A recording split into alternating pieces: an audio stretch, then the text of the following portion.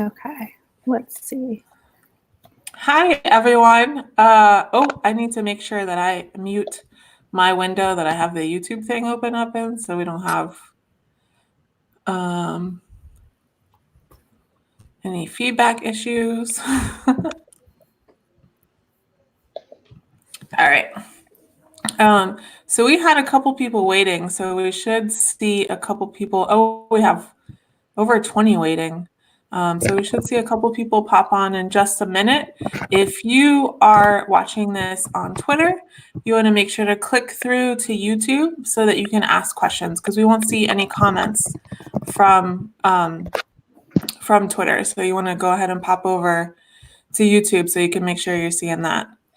And let's see, did we tweet out the link? I am still trying to figure that out. So. Sorry, guys. Is it the YouTube link to the Pitch Wars Live that we've been doing? Okay, yep. I can pull that. Thank you. Oh, no, not the Pitch Wars Live. It won't be on that one. Okay, it's just the one that I tweeted. Okay, excellent. Yeah. I will tweet that. Thank you. No problem. Technology is not my best friend. All right. Do we have anyone? Oh, yeah, we have a couple of people. So Kelly's here. Oh, the thing jumped. Kelly's here. And Kaylee. Bethany. Hello, Bethany. Amy. Minaku. Tamara. Bethany said I was participating on pitmad under my other pen name, Janine Avery. All right. Did y'all, for the people watching, did y'all participate in pitmad today? Thanks, Mia. Mia said you could say Mia for me. Did y'all participate in pitmad today? There's like a 10-second delay between what we're saying and live. So Kelly said yes. All right. Okay, so I'm going to have everyone on the stream right now just kind of introduce themselves, maybe talk a little bit about Jeannie. Sorry, Jeannie, I read that wrong. It was the double N. Yeah, so just everyone kind of introduce yourself and say, what you did and maybe how long you've been working on pitmad for the volunteers. So I'm Sarah. I'm the managing director of Pitch Wars and pitmad, and I was the social media director last year. So I took over pitmad last year and then brought Lee in and slowly started bringing in more volunteers, which has made it way, way easier. And yeah, so this is, I think, my 8th pitmad that I volunteered for. Gwen, you want to go next? Sure. Hi, I'm Gwen. I was a 2016 Pitch Wars mentee, and I'm a mentor this year. And I've participated in pitmad a whole bunch of times, more times than I can even count. But it's my first year helping out behind the scenes. So I was working on the direct messages a little bit today and monitoring the feed, just all that kind of stuff. It's fun. Y'all are prolific and you have great ideas. Erin. Hi, I'm Erin Tidwell. I was also a 2016 Pitch Wars mentee, and I'm a mentor this year, co-mentoring with Haley Stone. And this is my first time volunteering with pitmad. I'm really excited because I love pitching to it. So it turns out this is just as exciting. Cool. Megan, you want to go next? Yeah, I'm Megan LaCroix, and apparently we're all in the same because we were all 2016 mentees, and then I was a mentor for Pitch Wars last year. This is also my first time helping out behind the scenes for pitmad, and it's busy.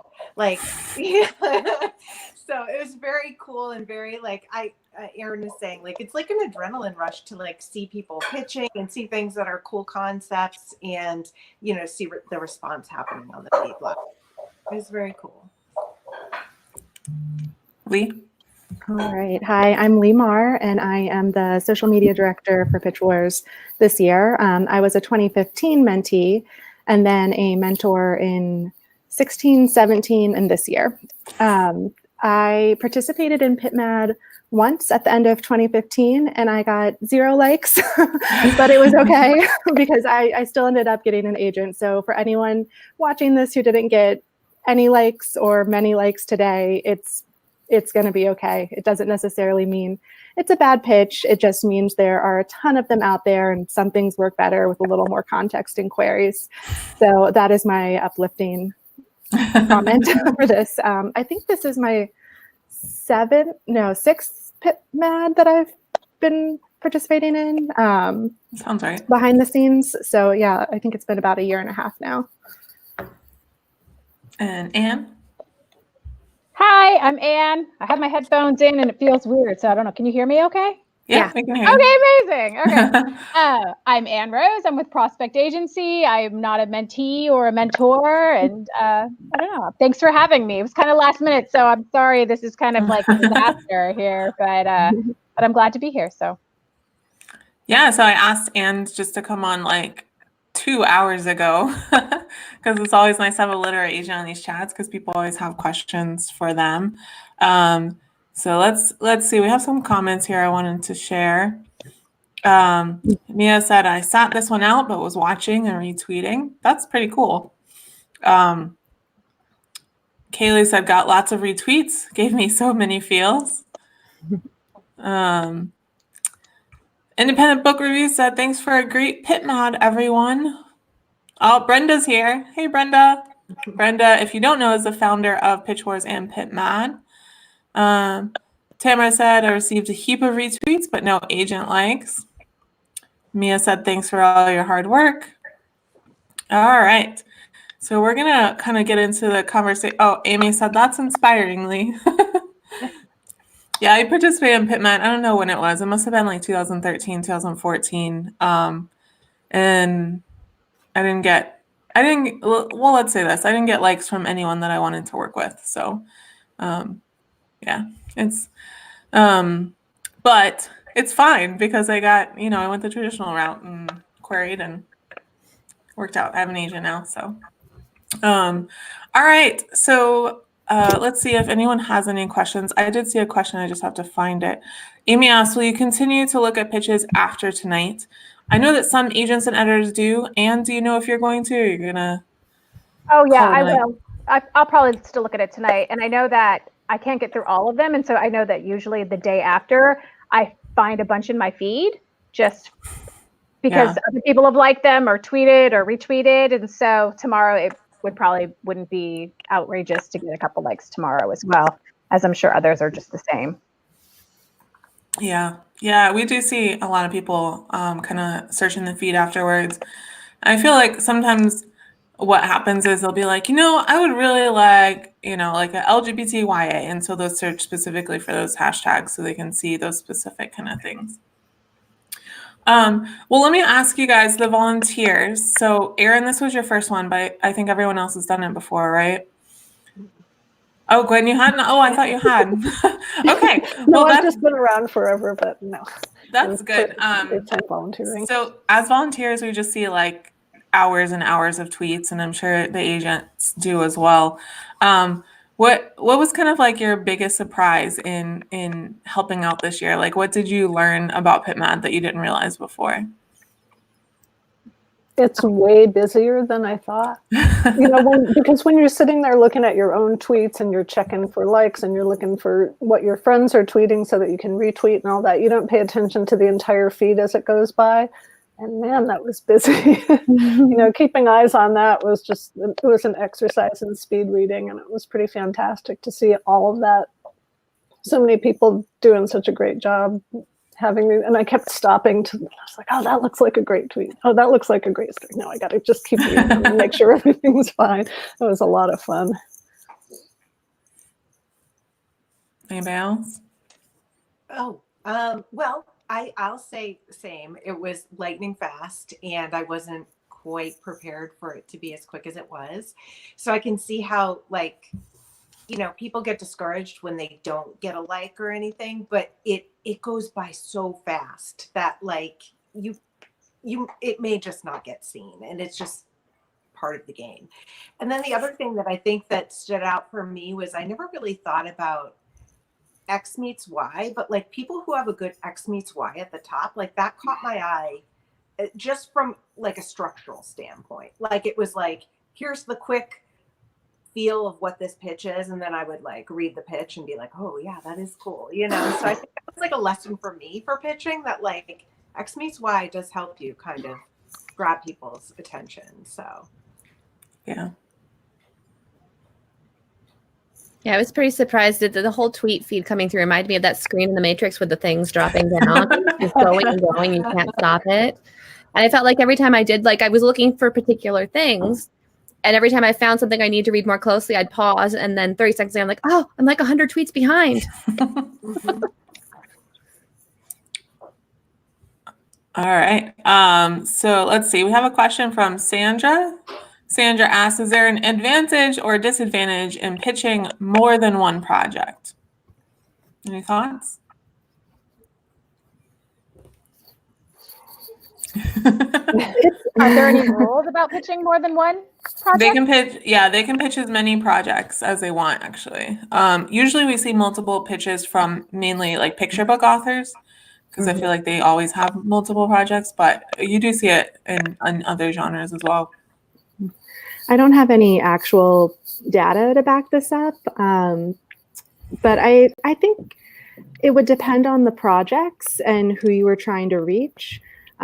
We did have a question come in before pitmad from someone that was asking about pitching a number of books that were in a series, which would probably be a disadvantage, because if an agent liked the third book in your series, how are you going to query them? Are you going to say, you know, please start with book 1, even though you were interested in book 3? So if you have a series, it might be a disadvantage. But if you have some projects that are complete and you feel like are ready and query ready, it could be an advantage to just go ahead and put them out there, because the feed moves so fast. Like we've been saying, it's impossible for agents to see everything, even when they're filtering down to the more specific of, you know, I'm looking for middle grade science fiction. There's still just so many pitches out there that maybe one of your pitches will catch their eye and they'll take a look at your page and think the other one's cool too. There's no data, like I said, just these are just my ramblings. Anne, do you have any thoughts on that? I mean, I could see the advantage of having multiple stories, especially in picture books wise, to go ahead and display those. But I can also see how someone might be like, didn't I already see that person? Like, because you can see the little, you know, pictures of people. So it's like, wait, didn't they just pitch something like 2 pitches ago? So maybe spacing them out would be better. I don't know. No data either. I don't know. So I have nothing, but that's my thoughts. Megan, did you want to say something? I mean, I was shushing my dog, but okay. I mean, the only thing that I would think in addition that I would add is that, I mean, I guess it's worth a shot. Like if you're super passionate about both projects and they're done and they're to a point where you feel like they're, you know, queryable, that you don't really lose anything. And ultimately it's up to you to decide to send the materials or not. So like, if you get interest on both, maybe you want to pursue both, maybe you don't. Once you know, all the information is in, you know. Yeah, I don't know if it would be a pro or a con, but I guess it's a case by case thing, like how confident you are in the projects and that sort of thing. Yeah. So I just wanted to remind people, because we had some people join in, if you're watching on Twitter and you want to ask a question or comment, make sure you click on through to YouTube so that you can comment on YouTube so we can see your comments. We can't see the ones on Twitter right now. So, all right. MV Rivera said, I'm a Pitch Wars 2016 mentee. First time pitmad, I got a bunch of retweets. My followers exploded and one agent like. And I really wanted to put this up because I feel like that's something a lot of people don't realize about pitmad, is it's also a great way to just make connections with other writers who are kind of in a similar position that you're in. And I think if you interact in good faith and stay positive, you're going to make a lot of friends in pitmad. So, all right. We're going to talk about this. This is a very important topic here. Sam asked if an agent liked your tweet but isn't officially on Agent Query or Query Tracker. should we be concerned about submitting to them? And so we at Pitch Wars do very much stress that you research anyone before submitting your materials to them. But so I'm going to ask y'all to kind of like tell me what are some of the best tips you have for researching an agent or a publishing house who requests.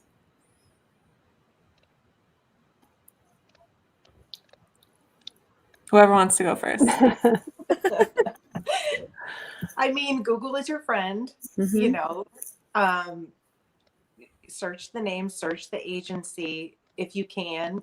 I've also just done a search for the agent's handle before to see who, because a lot of times authors represented by them will have their handle in their profile on Twitter. And so you can kind of see like who their other clients are. I mean, I'm not necessarily saying like reach out to them, but you can see if they have a client base online and kind of see, even do your own research there and see how, what kind of books those authors are writing and where they are published and that sort of thing. So it's a lot of PI work. I'm still a big fan of Absolute Right. A lot of the information on there is dated by this point, but if you scroll down to the end of the threads on the forum, you can always see the latest information on any agent or publisher. That's a great resource. I think it's important too, to like have Megan said about researching the agency, because there will be new agents that come up, and that does happen. And it does take a while for a book to sell. So they could still be out there hustling, trying to build their list, doing a great job editing, making connections and all of that, and still not have any sales. But if it's a reputable agency that has reputable sales behind them, then I think that's also important to look into. And if you have a subscription to Publishers Weekly or Publishers Marketplace, you can also find out information on the agency and the individual agent sales if they're reported. And that's a really good way to also find out what you need to know, whether somebody looks legit or not. Yeah, and if you're looking at publishers, like Writers Beware is a great resource. They especially call out the ones that just like are not doing well. So if they're doing well, you're not going to see them on there. But and then Absolute Right as well for small publishers too. We see a lot of small publishers in pitmad. I also like to say whenever I talk about pitmad is like it's a good idea to decide ahead of time what kind of interest you're interested in. Because if you're really looking for an agent and that's what you really want and that's what you want for your career, and then it comes to the end of the day and the only requests you have are from small publishers and you haven't thought about it beforehand, it's harder to kind of like, you know, recognize your priorities and see, is that someone I actually want to submit to, or do I want to stick with, you know, the original plan, right? And vice versa. Like some people they want to go with small presses. Some people kind of have that indie spirit. And so you might want to think about that too. And I'd say that that's true even for researching agents, to do a little bit of due diligence before you send off your query, because if someone comes back with an offer of representation, it would be really, really hard to turn it down, even if they weren't quite the right fit for where you wanted to take your career. But if you can do a little research ahead of time and realize that maybe they're not going to be the best match for you and the types of books that you want to write and publish, you can save yourself that stress and headache of having to make that decision later. And I just tweeted from our Pitch Wars at Pitch Wars Twitter account a link to one of our blog posts on how to research literary agents and publishers as well, with I think all the resources we've talked about here, in case you didn't get a chance to jot them all down. Yeah, Bethany said too bad Predators and Editors has been down, unless their new website is up. I don't know. I actually haven't looked recently. Anybody know? No. Yeah, that was a great resource too. All right, let's go back to questions. Tamara asks, is there any cheats to get your pitch noticed more? So everyone here is like, don't cheat. No, but they're one thing that I noticed today on the feed is that a lot of people were only using the pitmad hashtag. Yeah. If you want to get your tweet noticed, be as specific as possible. If you're writing adult, put that in. If you're writing a picture book, put that in. If you've got a specific genre, make sure that you're using the hashtag for that, because a lot of people will search based on all those criteria and not just look at the pitmad feed. And that's one way you'll get noticed a lot more. Definitely. Yeah, especially with the size it is now. I don't know how many tweets we had today. The last time I checked, it was 150,000, and that was at like 4 p.m. So I think it was over 175. yeah. Right before. Yeah. So with the amount of tweets that we see, no one with any business sense is just searching pitmad. They're all searching at least for category, because there's just too many. And also, I think I talked about this in a video I put up earlier this week, but like I notice the ones that start really strong, like those first like 5 or 6 words. If you can grab with those, I mean, that really grabs my attention right away, and then I read the rest of the tweet. Whereas if it starts like kind of cliched or boring, like not so much, you know. Yeah. Here's From the reading sheet. over, Oh, go ahead. It's okay. I was gonna say, for reading over the tweet stream, I think it's there are definitely people who have workshopped their pitch very hard and gotten a lot of feedback, and there's people who haven't had the opportunity. And I think having a really good pitch is really important, and actually throwing it past a couple people and getting some feedback on it and workshopping it a little. Well, and using pitmad also as a resource in terms of like, go back and look and see the pitches that were favored the most, and see the structure and how, usually they're very specific in what the stakes are, and they differentiate. It's not just the end of the world, it's something specific. And see if you can't dissect what the special sauce is there, because there's something to be learned in everything. So you might as well take full advantage and learn from the people who did very well. It's not always just, it is luck, but it's also the thing that's catching people's eye at the moment, and you got to figure out what that is. Yeah. That's what actually I was going to say too. What Megan was saying is that be specific. Like, don't just tell us that it's a prince and princess. Tell us that it's, a magical princess. I don't know, but like the more specific items that you can put in there, it's a dyslexic king, that wants to do this, whatever. The more specifics that you can tell us, the more unique it will sound. So it's not like they just want to win a cooking competition. They want to win, America's Got Cooking. I don't know. Like, I don't know what these things are off that, but you know what I mean? So just be specific as much as you can within that time frame or whatever. Yeah, and I saw a tweet today that I was scanning the hashtag. Usually I do not, at this point, I don't stop at all when I see a pitch, because I just like, I've gotten used to it. But I saw one today, it was like a lesbian knight in training and a dragon the size of the world. And I was like, oh.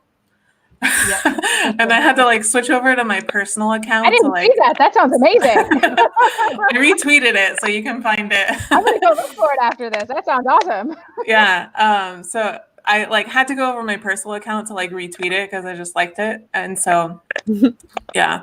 I mean, that's a strong start, that's like some very high concepts there. And yeah. We did see today a couple of times. I mean, we obviously see people breaking the rules a lot, right? But we did see a couple of people today actually like suggesting that you break the rules on the hashtag. And I was like, do you just not know, or are you that ballsy? Yes. All right. So Amy asks, are you impressed by high numbers of retweets, knowing that peers like a particular pitch? No. I mean, I don't know if I'm supposed to say that, but no. No, I think it's probably as much how big is your network as anything. Yeah. Mm-hmm. Yeah. If it's a good pitch, it's a good pitch, no matter how many times it's been retweeted or not retweeted. Or not retweeted. Yeah. Yeah. Yeah. I saw one this morning and I just thought it was like so like the cutest thing. And I liked it right away. And then I came back like 2 hours later and I had like 50 likes. And I'm like, wait, but I saw it first. Yeah. I marked my territory. Yeah. Tamara said, I meant without breaking the rules. And I knew, so Tamara watches Pub Tech Live, the TV show that I do on Saturday nights. And so I knew she wasn't suggesting breaking the rules, but I just, I got to tell everyone else, don't break the rules. Yeah, I think especially because like we've seen the last couple of years, there's like an organized effort to get people to retweet. And so to me, it doesn't mean anything other than like you've participated in some kind of retweet exchange or something. Yeah, I mean, it's nice to have your friends support you in your effort for sure. When you're the person that's trying to get noticed, it's really, really nice to at least be noticed by your peers. But it really doesn't mean much in terms of anything else. Yeah, and also if agents are doing what we suggest and sorting by latest rather than what is it called? Popular? What is it? Top. Yeah. Top. Yeah. If they're sorting by latest rather than top, retweets don't matter anyway because they only see the first tweet. They don't retweets don't show up in latest. So, all right. And V said we have 3 pitches per project. It's better to throw all 3 out at once and hope for the most retweets or to space out the various pitches throughout the day. It's great. That came right after the retweet question. Any advice, any suggestions? I mean, my gut, I know nothing about this, but would be to space them out just so that you have more chance of catching that agent when like in the morning before they're really into work, then maybe do one in the afternoon when they're on lunch break, and then one, you know, later in the evening. I don't know. That would be my gut to say to spread them out. I think if you do it all at once, they can get lost all at once. Yeah. With so many tweets in there, I don't think they can possibly read the whole feed all day. Like even with a bunch of us, we can't. So spread them out, get more of a chance to catch people's eye. Yep, I agree with that. All right, Heather asks, are there any statistics on agent likes during pitmad to representation offer? No, because like I said, we had over 175,000 tweets today, so that would be very, very difficult to do. I feel like Dan Cobalt did it for SFF Pit, and like if he wants to come to it, that's fine, but I'm not doing that. Everybody just go tweet it, Dan. Go ahead. I got a client from Diversity Pitch, so they are amazing, and I love them incredibly. So if you're out there listening,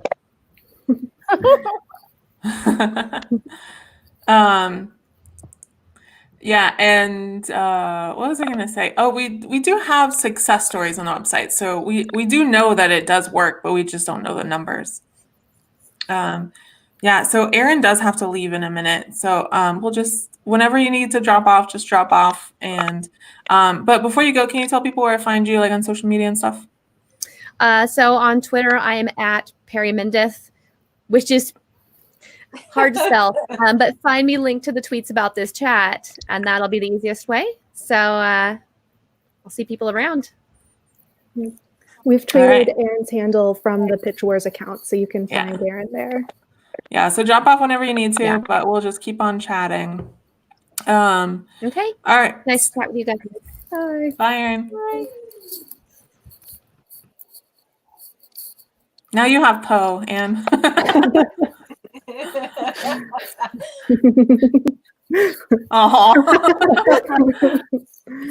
Poe's everyone's favorite. Okay, are the agents seeing the same trends we are as people pitching a high percentage of YA and fantasy? Does that reflect a publishing trend to come as well? I do feel like whatever you see skews to like the crowd that you hang out with, though. But other than that, Anne, did you see a lot of YA fantasy? I was kind of jumping in and out today. I do see a lot of YA fantasy in my inbox, and I do know that we're going to be seeing a lot of YA fantasy coming out in the next couple of years. You do have we always have to remember that whatever we're seeing now isn't going to be published for a few years. So keep that in mind. I always say don't follow trends. Like write what's in your heart, because I think that's the better way to go.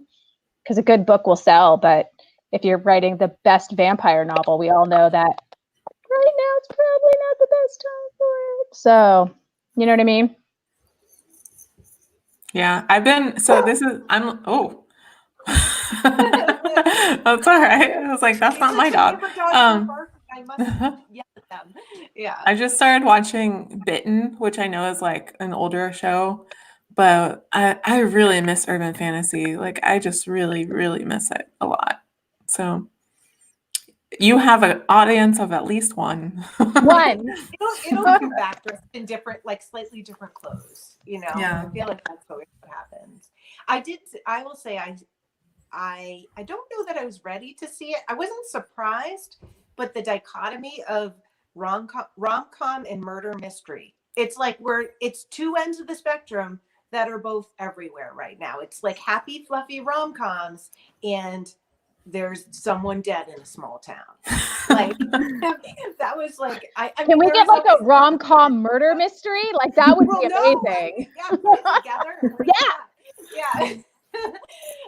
But no, those two things, like I felt like some of the highest liked ones, like one was a rom-com and one was for sure like a paranormal-ish murder mystery type, or it sounded like that to me. So which, you know, and I love how people are doing that. I feel like there's more genre blending now than there has been before. So maybe there is room for rom-com murder mystery.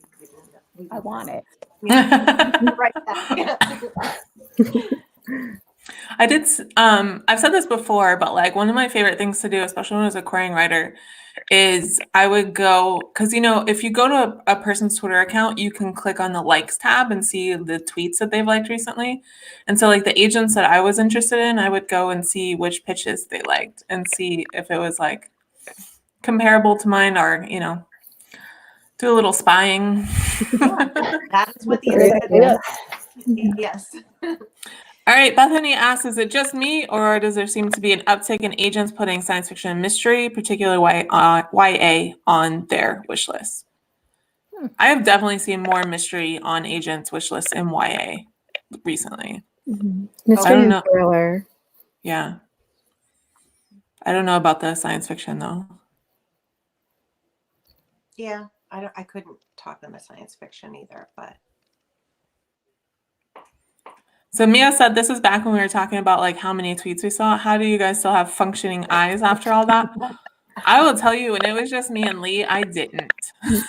Yeah. Like the end of the day, I just went straight to bed. I was like, no. Yeah. Extra volunteers to help man the feed, and we kind of break it into shifts so people get a break to rest their eyes during the day is a game changer. Oh, yeah. So thank you so much to all of our volunteers for saving our eyes some today. Yeah, I now have like a tradition of taking a pitmad day nap.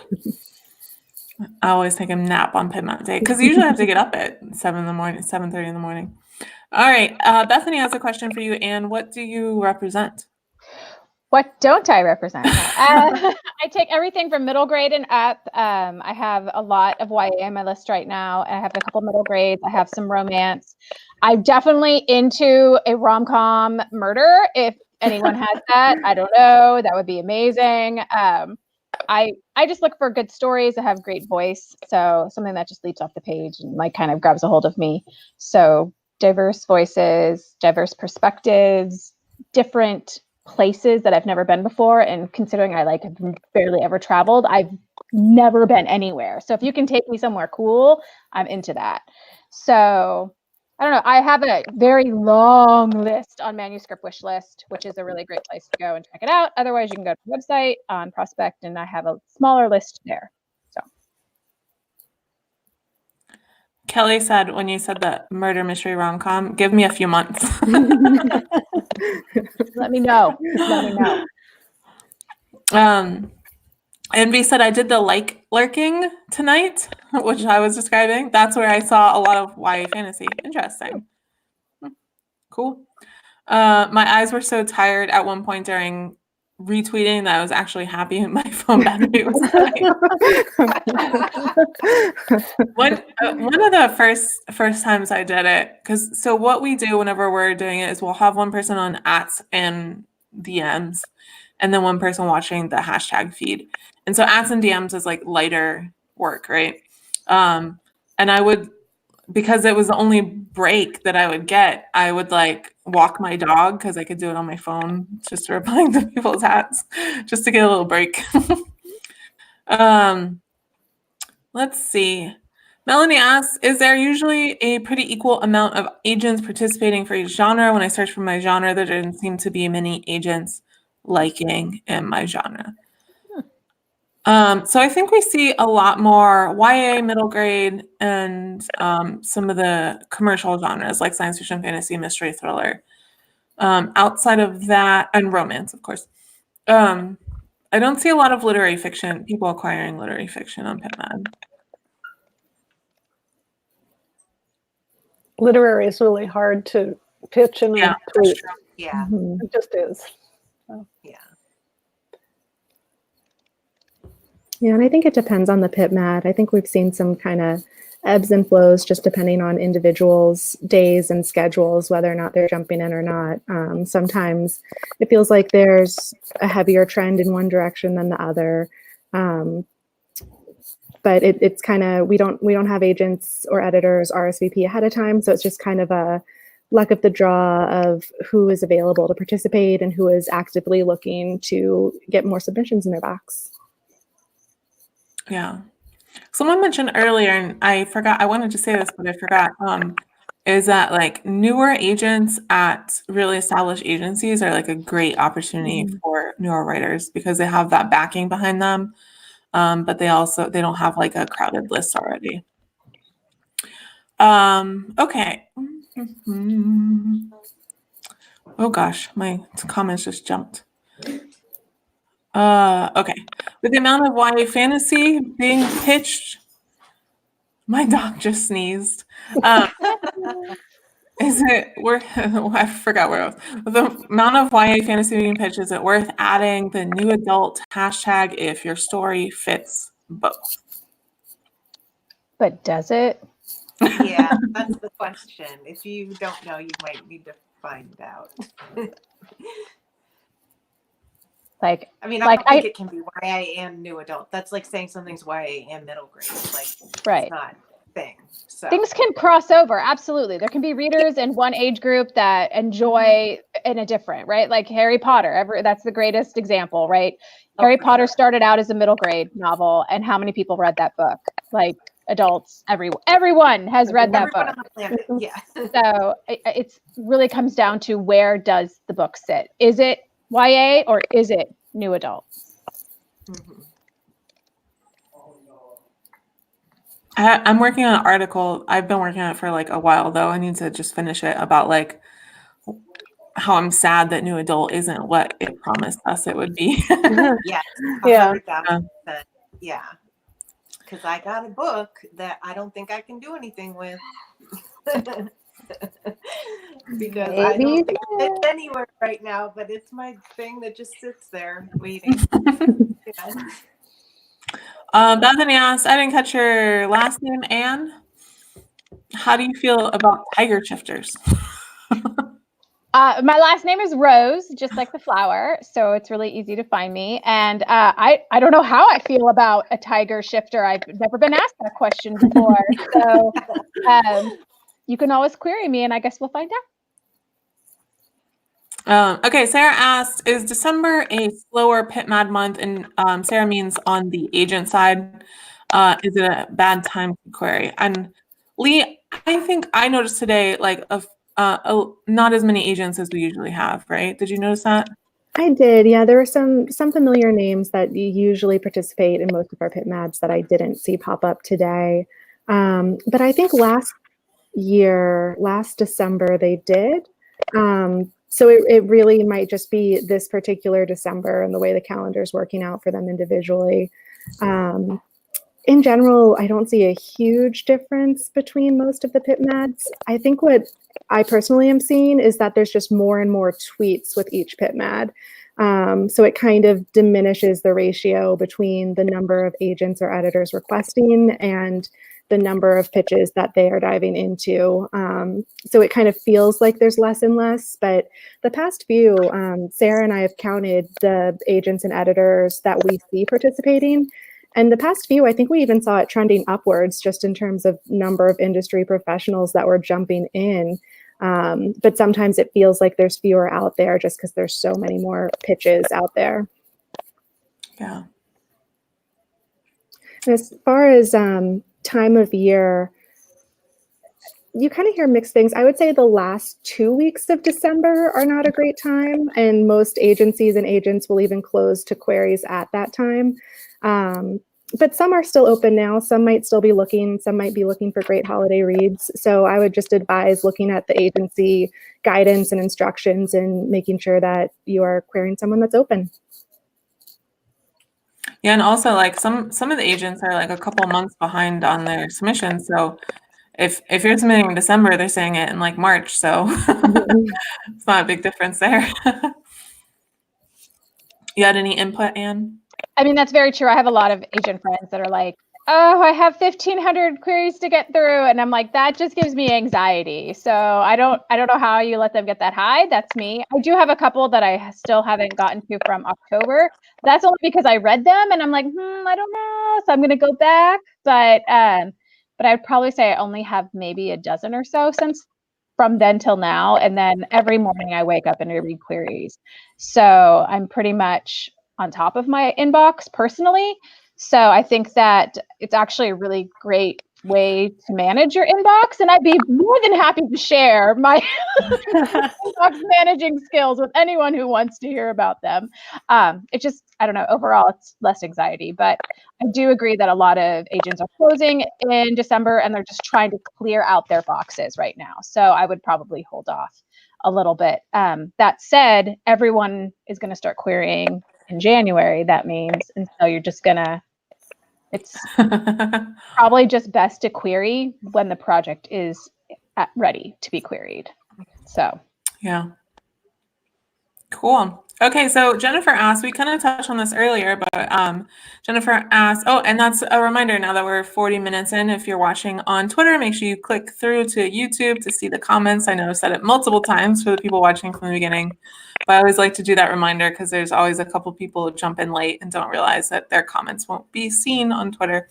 How much attention do you pay to the comps at the front of pitches, or is it more the pitch itself you focus on? I can speak for myself, which is sometimes comps can bite you in the butt.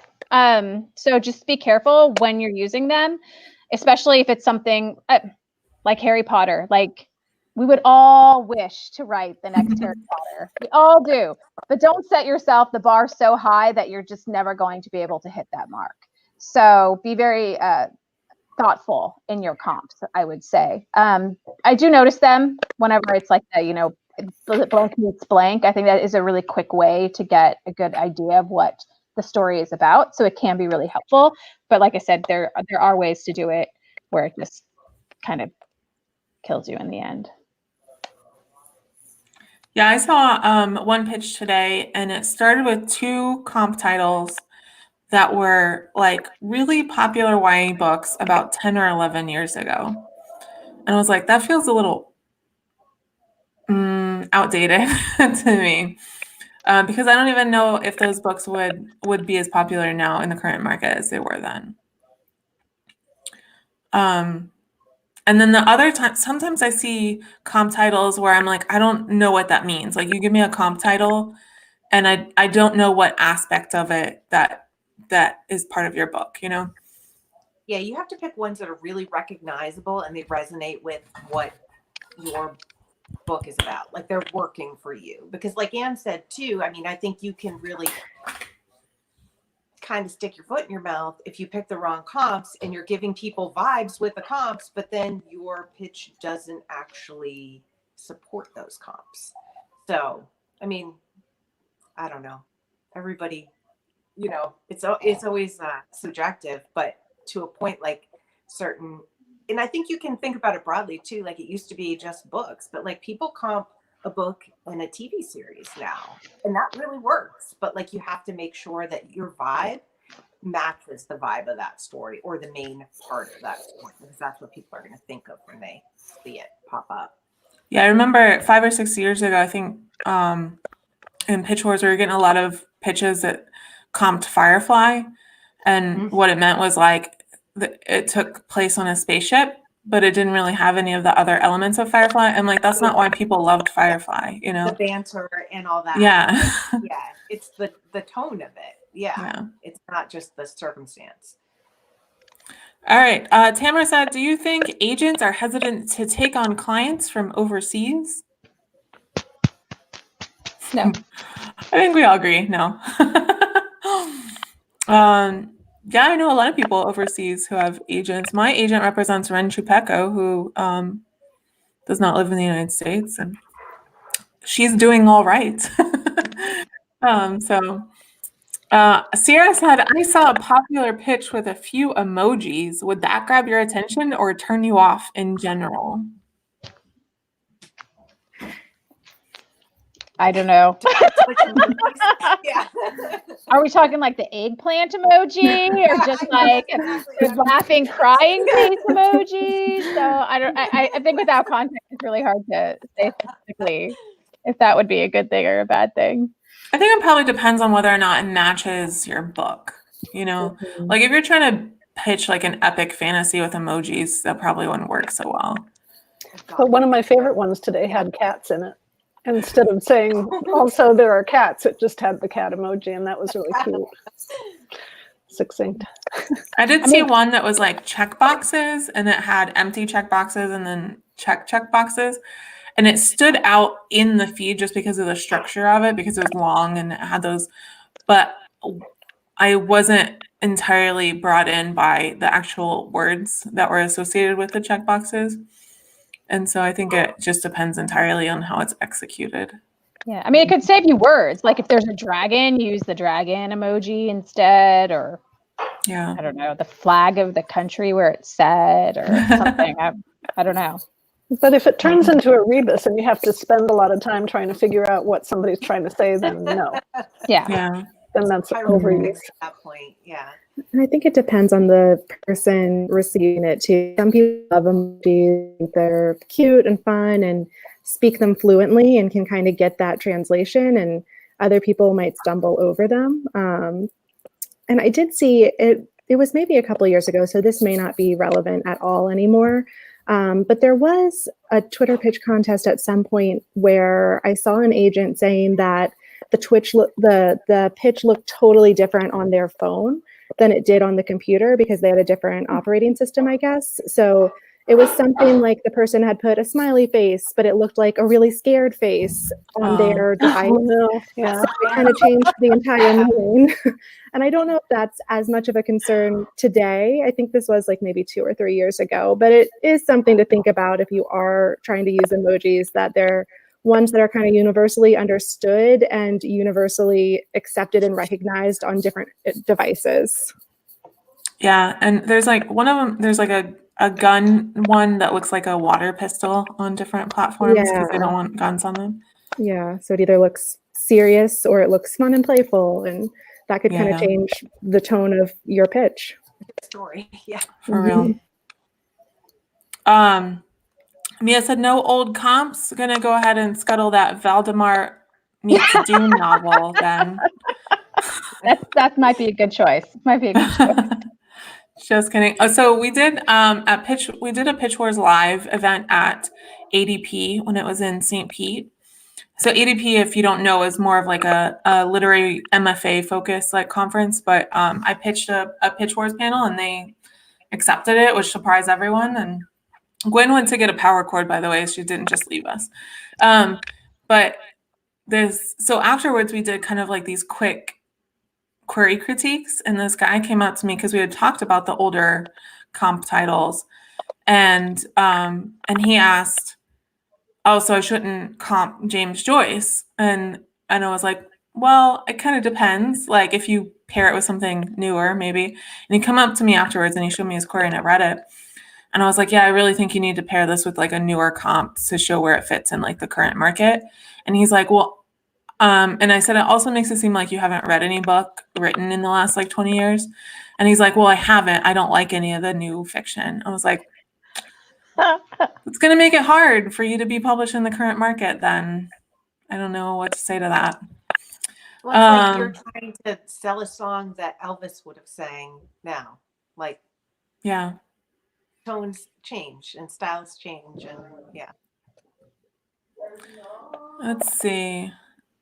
Oh, so the question about the genres, she said women's fiction that isn't romance is what I didn't see much of. I do feel like women's fiction is harder to pitch in a Twitter pitch, or it's harder to pitch effectively in a Twitter pitch.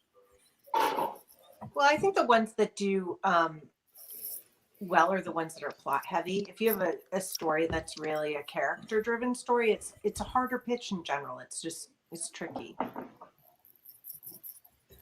Yeah. All right. Tamara said, is it better to use the whole 280 characters for a pitch or make it short and sweet?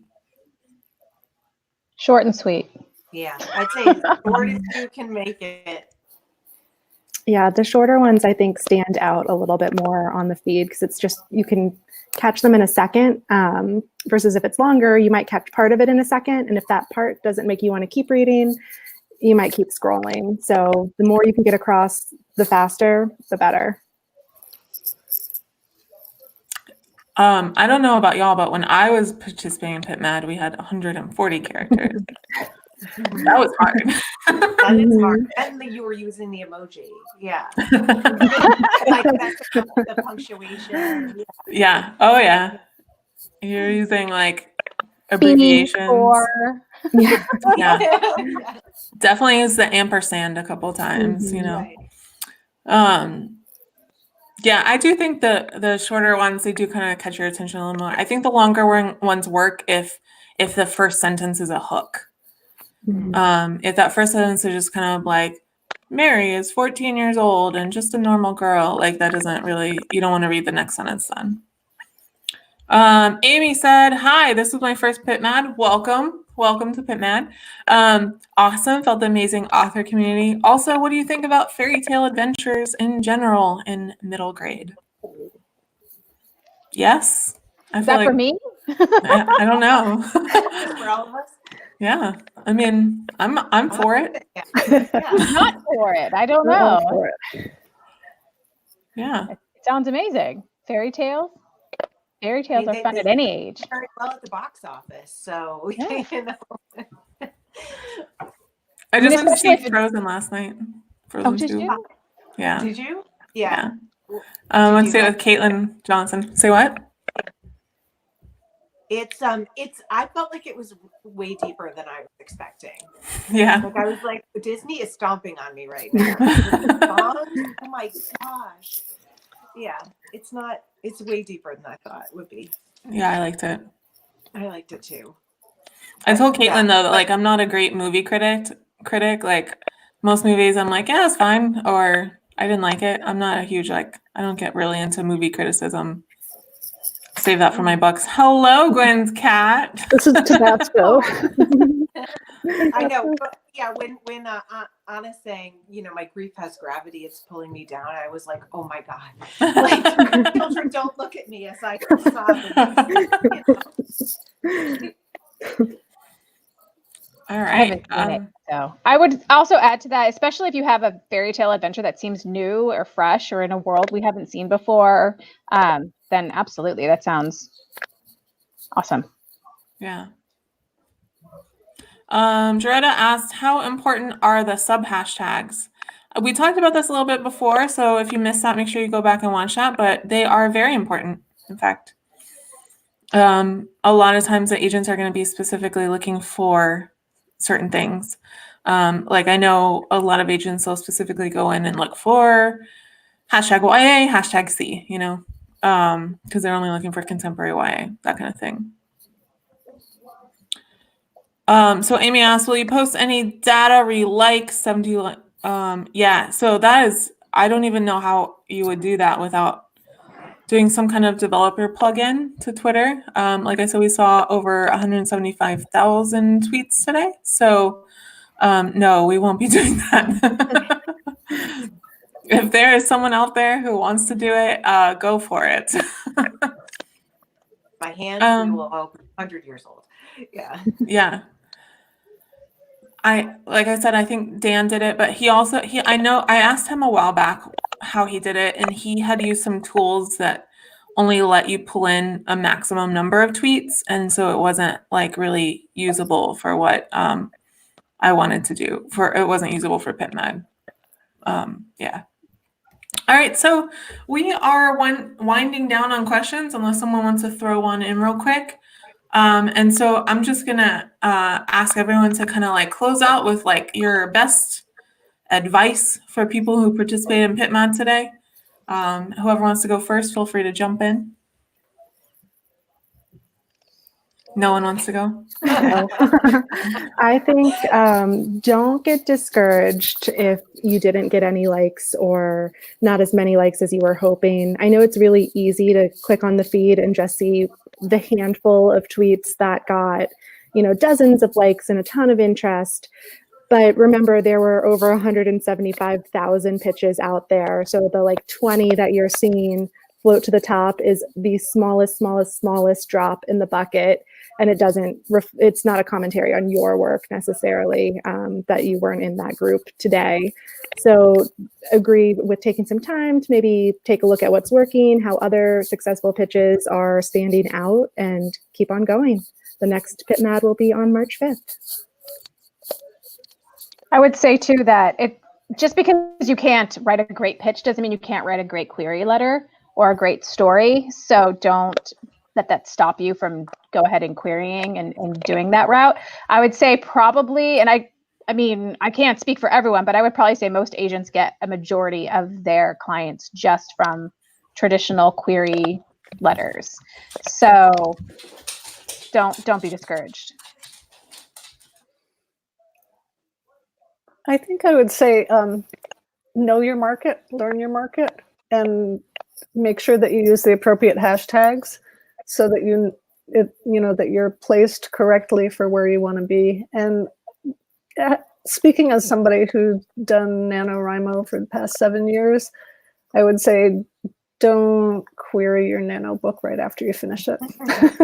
And I don't know if a lot of people used pitmad for that today, but I've seen that in the past. I know that a lot of people have just finished their books and they throw that in there. So make sure it's ready. When we say that the manuscript needs to be polished, it really does. Because if somebody requests your book, they're going to want it right away.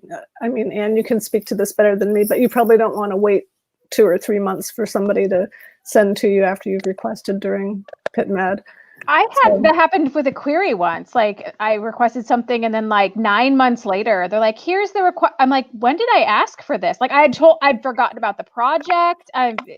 So it was pretty much a wasted opopportunity, I think. Yeah. And by that point I had already filled a space of what I wanted for that. So, and I right now still, I asked for something 3 weeks ago and they haven't sent it to me yet. Are you out there? Can you please send that to me? Wasn't me.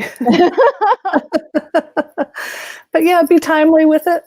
Pay attention to what you're doing and realize that this is, whether or not you got likes today, this is a really great opportunity to put yourself out in the publishing industry, and people are watching what you do and the way you behave. So be professional about it and have fun too. Yeah. I think, my big advice would be obviously what Lee was saying too, is just go look at the pitches that worked and see if you can't extract some of the magic that helped that pitch work. Just kind of look at it and, try to rework your own pitch in terms of what makes your book unique, and don't use any generic language, and try to figure out okay, if I have 3 pitches, how can I maybe highlight a different aspect of my book in each a little bit more, because you don't have to shove it all into one pitch. I wouldn't shove it all into one pitch. I guess you can do whatever you want, but I think it's kind of cool to have 3 pitches that kind of touch on 3 main aspects of your book. And then on top of it, I would say don't be afraid to interact with people on the hashtag even after the fact, tomorrow and over the weekend. Every single pitmad I for sure have like just clicked on to follow people. Like if I liked their pitch, I was like, you're cool. Like, you know, I want to like add you to my little group here, you know, and sometimes you strike up conversations or whatever, and you can find people, you know, a lot of times we're newer if we're pitching and we maybe don't have a big group of beta readers or critique partners or anything. And this is like a way to kind of start making those connections, especially if people are writing books that kind of you feel are in the same vein as your book. It's a great way to meet people and to fraternize. I don't know if I said that right. That is great advice, though. Yeah. It's an opening. I mean, It's I into use talk it someone. for the friend, you know, just follow people. Follow people. Yeah, other authors are going to be your best resource. Yes. And so if you see a pitch that you liked, tell them. Yeah. Leave them a message and say, I love this. That's great. Nobody else It feels good when someone says that too. Yeah. Yeah. You talk to regular people and they're like, why don't you just send your book to Random House? And you're like, that's not how this works. But other writers understand that. Yeah. Yeah. But, you know, other writers can also help bring you into other communities and help with so many different aspects of what you're doing. It's not just the pitch. I am a huge proponent of saying that, like, the biggest leap I ever took in writing was sharing my writing with other people and seeing it through their lens and their eyes. Because yeah, I know what I want to say, but if that's not coming across, then there's a problem. Because I'm not writing this book for myself in the end. I'm writing it for other people to read it, and having other people's perspectives is a huge, huge step towards growing as a writer. Yeah. Well, that's some great advice. Jaretta, oh, I said my mouth lost its path. Jaretta said, thank you guys for all of the unseen hard work. I think I was trying to say unseen at the same time is what was happening. Amy said, thanks a bunch. Happy to have participated. Bethany/Jeannie said, thank you, and I'll be querying you, Anne, under my Jeannie name. Melanie said, thank you so much. This was my first pitmad. I'm grateful for all the hard work you guys put in behind the scenes. Don't give up. Tamara summarized some of the advice that y'all gave. Good recent comp, short and sweet pitch, correct, and sub hashtags. Yeah, so I think that's pretty much all we have for tonight. So I'm just gonna give you guys each a chance to just kind of tell people where they can find you online, and we'll say goodnight. Gwen? You can find me on Twitter at Gwen Jackson. Same on Facebook, GL Jackson, and you can also find me at allthekissing.com. That's cute. Yeah, by and for romance writers. Very cute. Yeah. Thank you. I guess I'll go next, since I'm already talking. I'm Anne Rose. You can find me on Twitter at Anne M. Rose, or at Prospect Agency's website, which is www.prospectagency.com. I'm Megan LaCroix. I'm everywhere. On Twitter, I'm Megan K. LaCroix. Everywhere else, I think I'm Megan right now, WRITE. And I also have a blog under that name right now, which has got a big writers resources tab on it. And I do tons of author interviews, and they always give advice. So if you're a writer, check out the advice. And buy some books, you know, stuff like that. I am Lee_Mar_ on Twitter and Instagram. I'm often usually at Pitch Wars, and we've tweeted everyone's Twitter handles from there today within the past hour or so. So if you're having a hard time finding anyone, check out the Pitch Wars feed, and you'll be able to jump to everyone else that was talking tonight. All right, and I am Sarah Nicolas, Sarah with an H _ Nicolas, no H.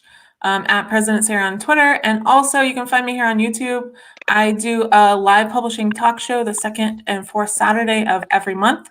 And the next one is going to be December 14th, I think is the right date. Yep. And that's going to feature Diana Fo, who is an editor at Tor, and Eric Smith, who is a literary agent. So I'm really excited for that one. That's going to be a fun show. So make sure you subscribe, and We will see you on Twitter, and hopefully we'll see you in March, unless you got a offer this time around, which that'd be awesome. All right. Yeah. And if you do, let us know at Pitch Wars. We want to celebrate with you.